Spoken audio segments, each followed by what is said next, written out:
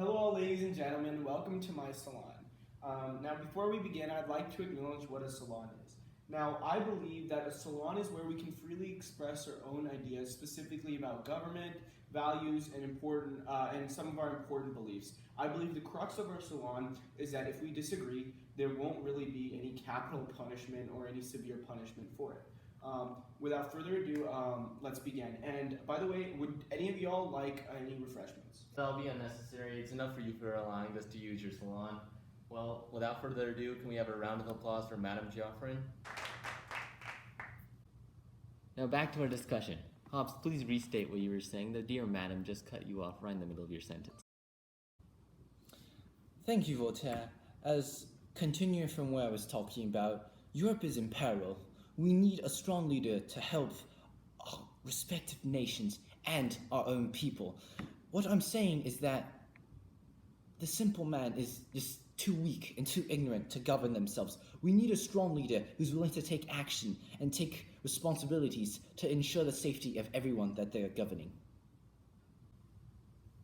Hobbes, this is a place of learning, not a place to become more stupid.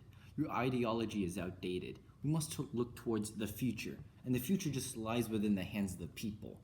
Kings are something of the past. They hold no divine rule or anything over anyone or anything. The people must have control over themselves. No one else should be able to govern them but the people. I actually agree very much with Monsieur Locke. I have been a great admirer of his and I support his views on the ideas of liberalism. We have seen an age of absolutism come and go, and now we are faced with the challenge to decide what the people want. God gave us the gift of life, and it is up to us to give ourselves the gift of living as well. As do I. I believe that the people should have the right to govern themselves. It is a fact that the general will of the people should have the right to control every single government. We must understand that the tyrants have been controlling and ruling the world for far too long. They influence the way that other people act, which I am fundamentally against. Human beings have come to derive their very self-sense from the opinions of others, a fact that which I see is corrosive to freedom and destructive of individual authenticity. Well, listen here, you frog and you frog wannabe. Your sonny King Louis XIV has quite an impressive track record. First of all, he was able to beat back one of the most powerful dynastic lines in all of Europe, and he's been able to wonderfully defend his people and his country. I don't get what's your guys' problem with absolutism. The problem with absolutism is that one person holds too much power, and power corrupts. Montesquieu, didn't you live during the reign of Louis? I only lived during his reign for a short while. I'm assuming you thought it was pretty bad, right? After all, you wrote all about checks and balances. In fact, your ideals were so anti-monarchist that the Americans were inspired by your ideas and used it as a replacement for monarchy in America. Well, in fact, his ideas were so good that we, the French, decided to follow what the Americans did and overthrew our own monarch after basing some of our revolutionary ideologies off of Monsieur Montesquieu's writings. well, let's hear from the man himself then. Well, Mr. Hobbes, I think it's pretty obvious that I held a strong opposition to the French government. In my Persian letters, I criticized the Catholic Church and monarchy, as well as slavery, which is an absolute abomination to mankind. I also wrote The Spirit of Laws, defining the government structure I believe to be the greatest, one with separation of powers, similar to England's system with its separate legislative, executive, and judicial branches. Each of these limit and control each other, and together they provide the greatest freedom and security for the people of the state. I very much agree with Monsieur Montesquieu on the Catholic Church. Christianity is destroying the ability of us to think. We must have a more realistic approach, if you may, to life. But church and Christianity is destroying that and stopping it from happening. Sorry for getting a bit off topic. I thought I was being left out and I must show my opinion. You both are no good traitors to your king and Christ. You both should be hung. Good discussion, everybody. I think we should move on to another topic, like... Feminism! I Okay, think then. that it is absolutely preposterous, given the amount of help that us women have aided through the French Revolution and also the day-to-day maintenance of our own families. I strongly believe that it is absolutely necessary for us to advocate for feminism, all of us as a group, but also to continue to provide more women's rights and aid and combat the fight for women's rights. Yeah. I very much agree with Madame Wollstonecraft. Women are very similar to me, and I definitely agree that, though maybe not to the extent of the Madame.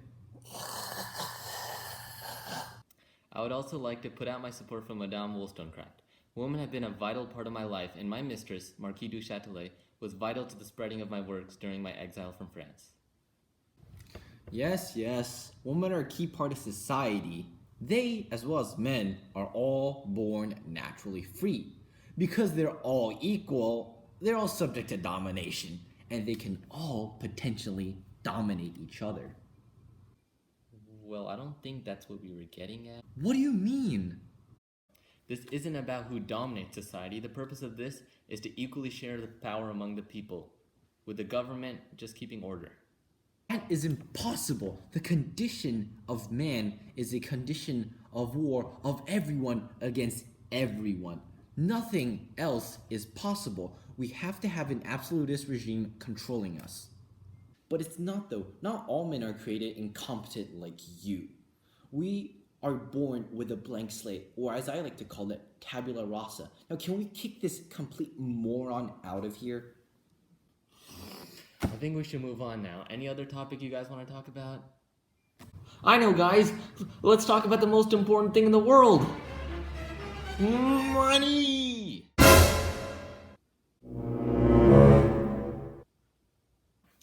I believe laissez-faire is the best form of government when it comes to helping the economy. I agree with you guys that the best way for society to advance is through the people. By the way, I also reject mercantilistic ideas, and I completely disagree with the physiocrat idea of land being source of wealth. Instead, I propose labor of individuals providing wealth.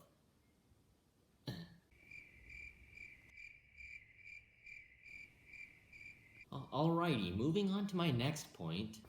Well, would you look at the time? It seems like our salon session has come to an end. I hope we were all properly able to share our ideas. Well, this concludes our salon session. I hope to see you all next week for a wonderful session of intellectual exchange. We have now left our self-caused immaturity. Au revoir.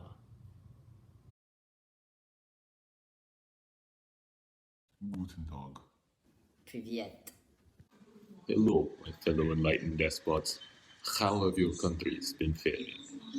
Well, the Enlightenment has definitely influenced me.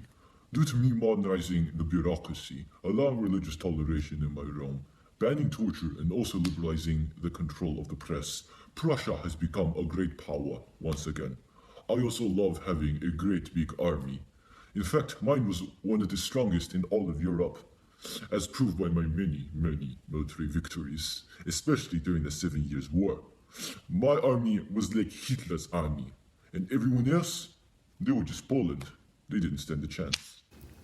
Well, Freddy, the Enlightenment has also influenced me as well. Even though I do not believe in social contract theory, which states that the general will of the people can govern themselves without a ruler. I'll have you know that I've modernized Russia to such an extent that we've become one of the most powerful nations in Europe and the Earth.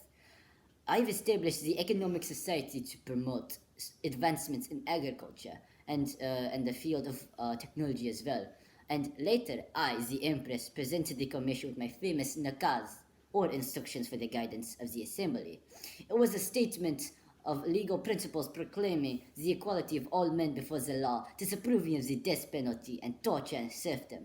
I've also befriended Voltaire and Diderot, and internalized the works of Montesquieu and Rousseau. Their words have helped me to relax the censorship laws and allow the middle and the noble class to get a better education.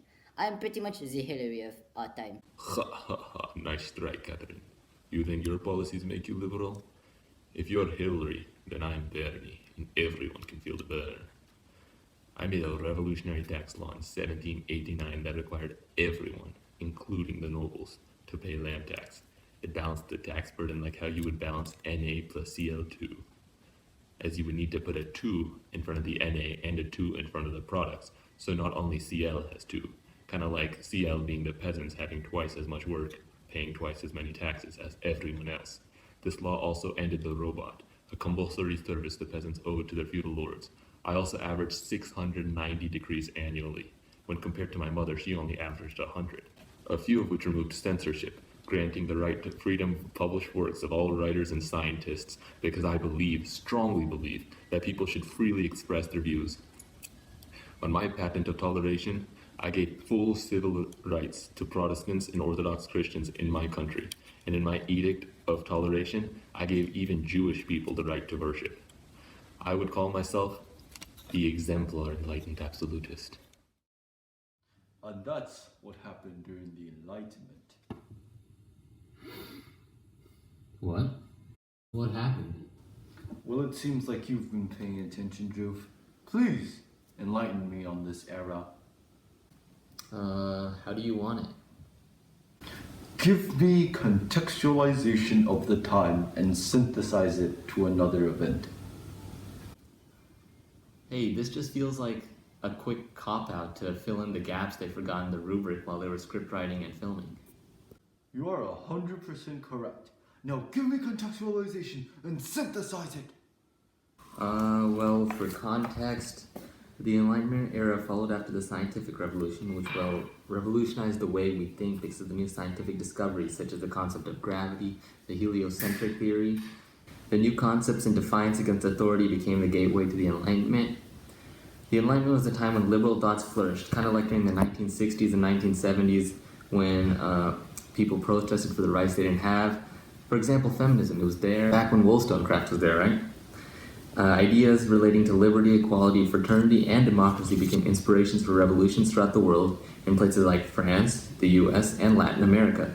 All these countries sought to undermine the rule of the monarchs and break free from their grasp. It's kind of like a teenager once they get their driver's license, in order to establish a democracy in their place. You're missing your last point of the DBQ. Remember, synthesize.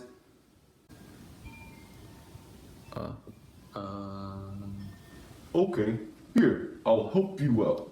Here's an example. The Reformation led by Martin Luther was very similar to the Enlightenment in many ways. The Reformation allowed new ideas and concepts to form. Concepts such as rejecting the indulgences show the first signs of rebellion against authority. In the Reformation's case, the enemy was the Catholic Church and the Holy Roman Empire, while in the Enlightenment's case, the absolutist leaders who controlled all aspects of the people's lives were the enemies. Oh, I get it. Here, let me give it a shot. So both the Enlightenment and the Reformation made a move towards modernity. The Reformation with more rational Christian ideas and separation of different sects, slowly leading into the ideas of religious freedom, and the Enlightenment leading to the separation of the church and state, along with modern mindset, which included rational thinking, use of scientific advancements, stuff like that. Alright, that's some good info, Drew. Well, this concludes our session of class today. I'll see you guys tomorrow. And as always, stay solely.